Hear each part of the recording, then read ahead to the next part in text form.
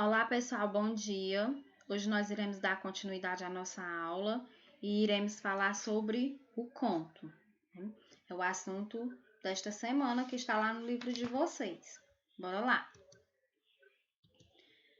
O conto caracteriza-se como uma modalidade narrativa, né? Então, ele é uma narração. Durante toda essa vida, ouvimos, lemos e contamos diferentes histórias. Quem não conhece a história do Chapeuzinho Vermelho, a Bela Adormecida, entre tantas outras histórias, né? Inclusive a que nós iremos ver no nosso livro. Fazem parte de um tipo de texto chamado narração, né? Então, o conto ele é uma narração. O que significa o termo narrar? Significa contar uma história, contar um acontecimento, onde ela pode ser verdadeira ou fictícia, né? Essa história. Ela pode ser o autor pode escrever uma história que ele ouviu, ou ele pode escrever uma história inventada, que ele mesmo inventou. Alguns elementos são essenciais, né? Quais são esses elementos essenciais? A ação, o narrador, o espaço, o tempo, as personagens, quem vai ouvir, né, a história ou ler, que é o narratório. Então, esses são os elementos essenciais do conto. O conto caracteriza-se por ser uma narrativa curta, no qual o espaço e o tempo são reduzidos, como também apresenta poucos personagens, né? Então, o conto ele também é uma narrativa curta. Nós vimos que a fábula são narrativas curtas também. A estrutura. A estrutura do conto é o quê? A introdução, né, que é a apresentação do conto, a complicação, que é o desenvolvimento, como a história vai se desenvolver. O clímax é o momento mais tenso da história, pois tudo pode acontecer, podendo aquilo que esperamos ou não, né? Então, isso é o clímax. O desfecho, que é a conclusão, revela o final da história, a solução, né, para todos os conflitos, né? E aí, esse desfecho, ele pode ser um desfecho triste, alegre, engraçado, e pode ser também até uma tragédia, né? No final da história acontecer alguma tragédia e a conclusão se dá dessa forma. A estrutura aqui, nós vamos ver ainda um pouco mais sobre a estrutura. A estrutura do conto. Modernamente, não é seguida tão fielmente. Pode acontecer algumas invenções na ordem de suas partes ou omissão de alguma delas. Aí temos aqui, por exemplo, a introdução. Na maioria dos casos, omitido, como seus elementos distribuídos ao longo do texto. A preferência é por inserir o leitor de imediato na ação, com início repetindo, sem aviso. A linguagem. Um conto é constituído com linguagem objetiva, direta, privilegiada às ações. Um conto pode ainda ter a preponderância das reflexões do narrador, levando em conta muito mais os sentimentos e pensamento do que as ações, né? Então, a linguagem do conto, ela é uma linguagem objetiva e direta. As personagens. Aí, as personagens, nós temos a protagonista, né, que é a personagem principal, né, da história, que tem o papel principal da história que vai ser contada, né? E também sobre o desenvolvimento da história. Ela vai ser a personagem principal de toda a história. O antagonista representa de alguma maneira uma oposição à realização dos objetivos da protagonista. O antagonista é o vilão da história, né? É a pessoa que é do mal, né? No decorrer da história. E normalmente ela vai contra todos os princípios da protagonista, que é a principal, a personagem principal da história.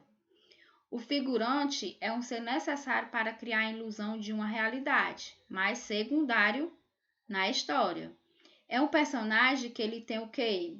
Tem menor participação na história. Ele é só um figurante. Ele tá ali só para fazer parte da história, mas a participação dele é pequena, né? Não tem tanta participação como o protagonista, que é a personagem principal, e o antagonista, que é o vilão da história. O narrador é um ser fictício, produzido pelo autor, para que conte a história. E a partir do ponto de vista do narrador, que os fatos são relatados. O conto pode ser narrado em primeira ou em terceira pessoa, né? Então, ele pode vir de primeira pessoa ou ele pode vir em terceira pessoa. Lá no livro de vocês, na página 46, tem falando sobre o narrador, né? Os fatos de uma narrativa ficcional podem ser vividos por pessoas, animais e até mesmo por objetos, né? Que é chamado personagem. Sem participar dos fatos em uma história e ajuda a construir. Os personagens são um elemento muito importante em uma narrativa e eles podem ser classificados como principais, que são os protagonistas, ou antagonistas e secundários, né? Então, o narrador, ele conta a história, né? A partir do seu ponto de vista. Também, quando o narrador participa da história, diz que é um narrador em primeira pessoa. Nesse caso, o narrador é personagem. Quando o narrador não participa da história, recebe o nome de narrador em terceira pessoa. Quando é que ele é narrador personagem? Quando ele participa da história, né? Se ele participa da história, então ele é o narrador personagem, né? Quando ele participa da história que está sendo contada. Quando ele participa como personagem, ele é escrito em primeira pessoa, né? E quando ele é o narrador só observador, ele escreve em terceira pessoa. O tempo. O tempo é o momento que aconteceu a história, né? Então, isso é o tempo.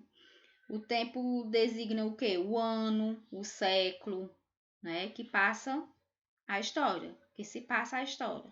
Então, isso é o tempo. Um único minuto pode estender-se por várias páginas, ou um ano inteiro pode estar contido em um só parágrafo. Um minuto ele pode fazer ali a descrição em várias páginas.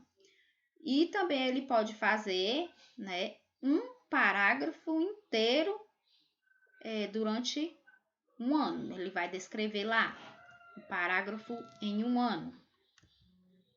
O espaço. Algumas vezes o espaço é destinado, ou o espaço é descrito em detalhes. O espaço onde aconteceu a história. É aquele momento que aconteceu. Outras vezes a descrição é apenas genérica, né? Ele não faz uma descrição apenas genérica ali, pequena. A ação é o desfecho da história. O conjunto de ações praticadas pelas personagens em busca de um objetivo, ou para impedir que algum objetivo seja alcançado, é que confere sentido à história. A ação quer dizer que vai ser a conclusão, né? O desfecho da história, de como tudo vai acontecer no final. Nós temos as atividades na página 60, 61, 62 e 63. Vocês irão fazer a atividade a partir da produção, da interpretação escrita, né? Vocês não precisam fazer a interpretação oral. Quando for na próxima aula, nós iremos corrigir e tirar as dúvidas de vocês sobre o conto. Tá ok? Até a próxima aula.